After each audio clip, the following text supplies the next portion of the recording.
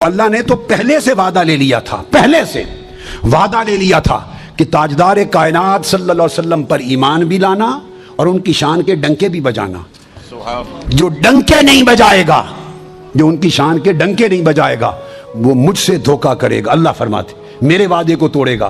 تو گویا عقیدہ مقام مصطفیٰ کا آج اہل سنت کا نہیں، یہ عقیدہ جمیع انبیاء اور ان کی امم کا تھا، جمیع انبیاء اور ان کی امم کا تھا۔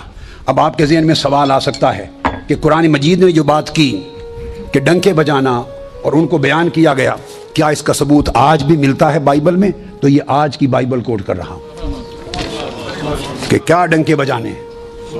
ہمارے لوگ عام طور پر برنباس کی جو گوسپل ہے اس کے حوالے دیتے ہیں، میں برنباس کے نہیں دے رہا، کیونکہ اس کو کرسچنز جو ہے وہ نہیں مانتے، مسیحی نہیں مانتے نا، ہم مانتے ہیں، تو جو وہ نہیں مانتے اس کا حوالہ دینے کا فائدہ نہیں۔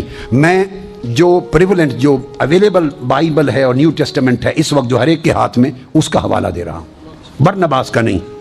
ڈنکے کس طرح عقیدے تھے، کس طرح عقیدے آقا علیہ السلام کی شان کے، اب وہ سنیے۔ تو یہ میرے ہاتھ میں ہولی بائبل ہے اور اس کے اندر گوسپل ہے، انجیل مارک کی بائبل۔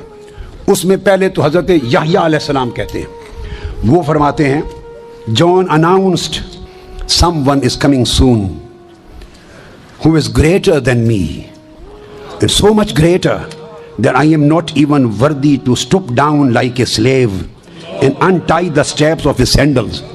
فرماتے ہیں کہ کوئی آنے والا آ رہا ہے اور ان کی شان اتنی بلند ہے کہ میں ان کا غلام بننے کے بھی قابل نہیں اور ان کے جوتوں کے تسمے کھولنے کا بھی قابل نہیں،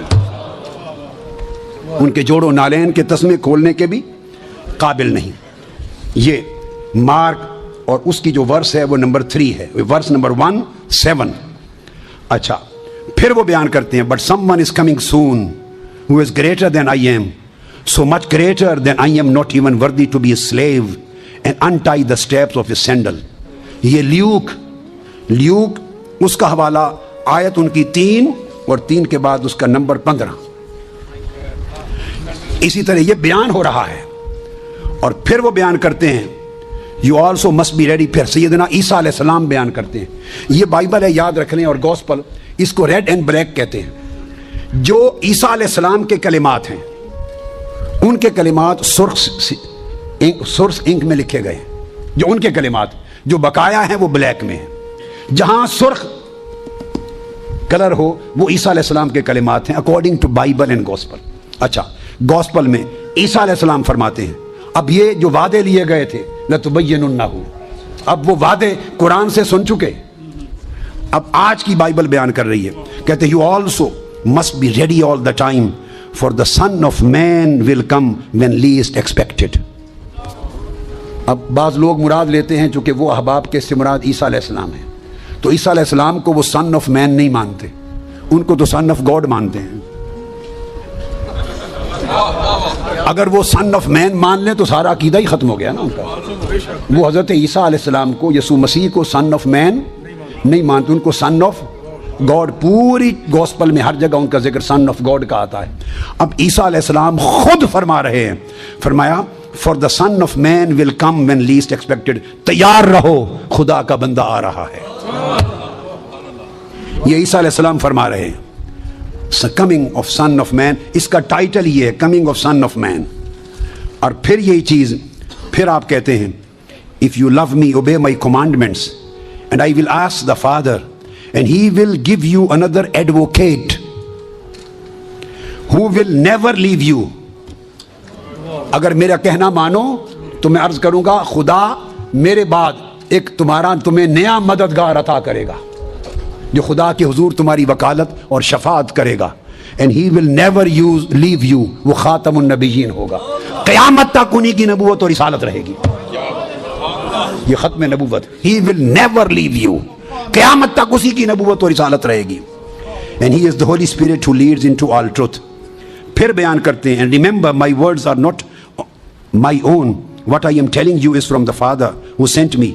I am telling you these things now while I am still with you, but when the Father sends the advocate، میرے بعد جب اس نئے تمہاری وکالت و شفاعت کرنے والے کو بھیجے گا، as my representatives that is the Holy Spirit, he will teach you everything and will remind you of everything I have told you. मुसद्दिक़न lima ban यदै, जो कुछ हम पहले बयान कर गए वो उनकी तस्दीक कर देंगे. अब ये जो बात है, ये है एक बाइबल के अल्फाज मुख्तलिफ होते हैं. यहाँ एडवोकेट का लफ्ज़ आया. ये बाइबल बड़ी मारूफ है, स्टैंडर्ड जो जेम्स वर्शन है, किंग जेम्स वर्शन, उसमें जो लफ्ज़ आया है वयादाउ अन्हुम इसरम वल अग़लाल लती कानत अलैहिम, जो तुम्हें निजात दे देगा, तुम्हारी मदद करेगा. इसके अंदर वो बयान करते हैं कि वो there कमिथ and माइटर then I after me the लैचेट of hose shoes I am not worthy to stoop down and untie. आगे कहते हैं कि वो जो आएंगे वो कंफर्टर होंगे, जो बोझ तुम पर लदे हुए होंगे उन बोझों को उतार देगा. ये जॉन वर्स 14 चैप्टर और वर्स 9, उसमें कहते हैं these things have I spoken on to you being yet present with you but the comforter, तुम्हारे बोझ उतारने वाला, तुम्हारी जंजीरों को तोड़ने वाला, तुम्हें आजादी दिलाने वाला, रहमत करने वाला, Comforter, which is the Holy Ghost, whom the Father will send in my name, he shall teach you all things and bring all things to your remembrance whatsoever I have said to you. उनको आका अलैहिस्सलाम को world comforter use किया है. ये जो यादाउ अन्हुम यसरम वल अग़लाल लती कानत अलैहिम, इस माना से तो गोया पहले अंबिया में भी यही सूरत थी कि अकीदा आका अलैहिस्सलातु वस्सलाम पर ईमान रखने और हुजूर के डंके बजाने का था. अब जो बात कहना चाहता हूँ वो ये कि जब आका नहीं तशरीफ लाए थे, पहली उम्मतों का भी मोमिन होना उसकी शर्त थी कि मुस्तफ़ा के डंके बजाओ, मुस्तफ़ा पर ईमान लाओ, मुस्तफ़ा की गुलामी का पटा गले में डालो, मुस्तफ़ा की अजमत की मारिफत रखो. जब आका की आमद से पहले भी मेयार ईमान और मेयार अकीदा मुकाम मुस्तफ़ा था और शान मुस्तफ़ा थी, सो यही अकीदा क़यामत तक है. अब सुनिए, आज भी अकीदा उसी का सही है जिसे मुकाम मुस्तफ़ा की मारिफत सही है. आका अलैहिस्सलाम ने इस अकीदे को बरकरार रखा, इस अकीदे को बरकरार रखा. और किस तरह, ये मैं हदीस पाक अर्ज कर रहा हूं, बड़ी तवज्जो से ये बात सुनने वाली. आपने सुन रखा है, यानी आका की आमद से पहले भी अकीदा मुकाम मुस्तफ़ा का और मरने के बाद भी अकीदा मुकाम मुस्तफ़ा का. तो हम जाते कहाँ हैं और कौन सा नुक्ता तलाश करते हैं एक होने का? अव्वल भी मुकाम मुस्तफ़ा, यही ईमान था, और मरने के बाद कब्रों में भी ईमान मुस्तफ़ा, अज़मत मुस्तफ़ा, मारिफत मुकाम मुस्तफ़ा, यही ईमान होगा. अगर इस पर कोई कमी कजी और इफ्स और बट्स हैं तो पहले लोग भी धक्के मार के निकाल दिए गए दायरा ईमान से. आज के ज़माने भी लोगों को निकाल दिया जाएगा. न दुनिया में काम आएगा वो अकीदा, न कब्र और आखिरत में काम आएगा. अब आइए, आपने कुरान भी सुन लिया, बाइबल भी सुन ली, अब हदीस नबवी पर आ जाइए. आप सब ने सुन रखा है ना कि कब्र में 3 सवाल होंगे. बोलिए, सुन रखा है ना? आज आपको एक नई बात बताते हैं, उलमाए कराम को मालूम है, आपको बता रहे हैं. कब्र में 3 सवाल होंगे. ये हदीस बड़ी तवज्जो से सुने, ये अहले इल्म के लिए और अहले जो तालिबान इल्म हदीस हैं उनके लिए. हज़रत बरा बिन आज़िब, मैं 3-4 हदीसें बयान करूँगा. हज़रत बरा बिन आज़िब रावी हैं, और याद रख लें कि कब्र में 3 सवाल होंगे. क्या? मर रब्बो का, तुम्हारा रब कौन है. दूसरा सवाल मा दीनों का, तुम्हारा दीन क्या है. तीसरा सवाल मा कुन्त तक़ूलु फ़ी हाज़ा रजुल मुहम्मद, हुज़ूर अलैहिस्सलाम का चेहरा पाक देखेंगे कि इनके बारे में अकीदा क्या था. 3 बताए जाते हैं ना. मैं आपको वसूक के साथ कह रहा हूँ, तयक्कुन के साथ कह रहा हूँ और जिम्मेदारी के साथ कह रहा हूँ, ये 3 सवाल न बुखारी में है न मुस्लिम में है.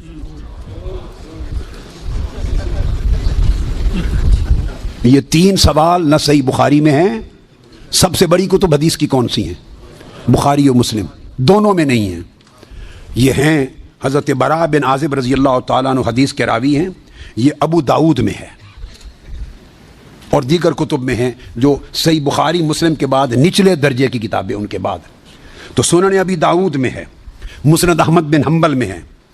उसमें फरमाया कि जब आप मैयत को दफना देते हैं और उसके बाद फिर फरिश्ते आते हैं, मैं मुख्तसर कर रहा हूँ ताकि ज़्यादा चीज़ें बयान हो सकें. वो आके पूछते हैं या हाज़ा मर रब्बुक, ए बोल तुम्हारा रब कौन है. ما دینک، تمہارا دین کیا ہے، وما نبیک،